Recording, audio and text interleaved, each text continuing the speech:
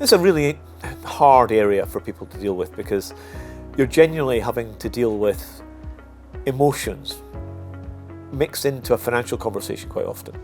And the mortgage advice process is quite analytical, and actually you're trying to stop the customer from being emotional to get down to the numbers and the facts. But then on the other side, you have to go back to the emotional because they may be feeling things or thinking things. There's lots of stress and pressure. And if people have got financial difficulties but still want to attain an objective, you've got to marry the two. That takes an immense amount of skill from an advisor. And we probably underplay how good many people are at that, which is why sometimes I say that we don't see ourselves as professional as we probably should think of ourselves as. And therefore, I think it's about having the harder, honest conversations that we probably try to avoid. Because I go back to when I was advising a long time ago. I remember talking to a lovely old lady who didn't understand how much money she had. And she came to me one day, I went, I'm thinking I might have to go to a wedding in South Africa. I went, absolutely fine. Dorothy, just one rule. When you get to the top of the steps, you have to turn left, not right. She went, I don't understand. I went, you're going to go first class, you're not going to go in economy. You can afford it. If you're going to do it properly. And advice isn't all about regulation. Advice is about having a conversation with somebody that helps them get to a better outcome. If we take that the other side, we're actually asking advisors to probably have to give a bit to get a bit. You're asking them to give part of their soul or their personality to help the customer open up. That makes them vulnerable. That implies then they will be stressed in that environment. There's a fact I know that probably many don't. We've had at least 4 advisors take their own life in the last 12 months. That's because they found the stresses of doing the job that we've asked them to do too difficult. We're not great as people talking about the stresses of the job. We're not good at putting our arms around people and being open about how hard the job is sometimes. And we need to be better at that. There's a group of people, and there's people who are trying to work on this in the sector. And as part of the work that Amy's been doing in working in mortgages, we're very open and empathetic to trying to find a better way of doing that. We need to understand that this job can be difficult for people at times, and it's not a bad thing to be fragile. We have to accept that people can and should open up, but we have to protect them when they do that, not marginalise them and make their life more difficult. That's the challenge. And this comes back to something that I use often, which is you achieve results by being a good manager. You become a great person by giving leadership. And leadership is making that change where people can work with you and trust you to be a better person by being more open. And getting to that is a challenge we all face every day.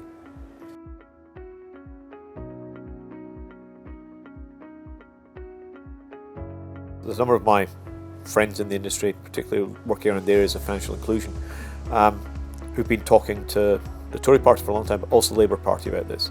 I was pleased to see at the Labour Party conference recently there was a lot of discussion and commitment to financial education in schools. So I think if you teach people between the age of 11 and 14 an awful lot more about financial matters, whether that be tax or other issues, you end up in a really good place, because they will not only deal with that and learn that themselves, they will go home and talk about this. They will educate their parents in a way who have not been educated around this. That would be a really good place to be from my perspective. So if I really believe what's been said at Labour Party conference, and they do deliver changes to the curriculum that allow people to understand much more about interest rates, about banking, about the important things around taxation. My stepson went to university recently in Lancaster and ran 3 seminars in his flat, where in the last session over 60 people turned up to listen to him talk about taxation and how that works. He's a very lucky person. He's lived in a place where 2 of us are finance geeks, and therefore he's learned all of that passively over his growing up period. He was able to impart to a whole lot of students things they did not know or understand. We don't do this well in this country. We don't accept that understanding the basics. People are not financially literate. They know how to deduct numbers on a darts board. They know what to do in a betting shop. But when that comes to numbers and money, it just like flies out the window. We've not found a way to make it interesting, to make it compelling. That's the change we have to somehow make. Does the industry have responsibility? Well, we probably do.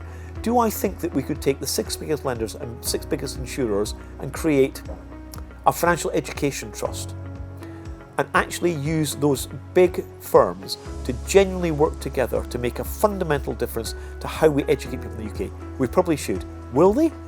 A debate to be had.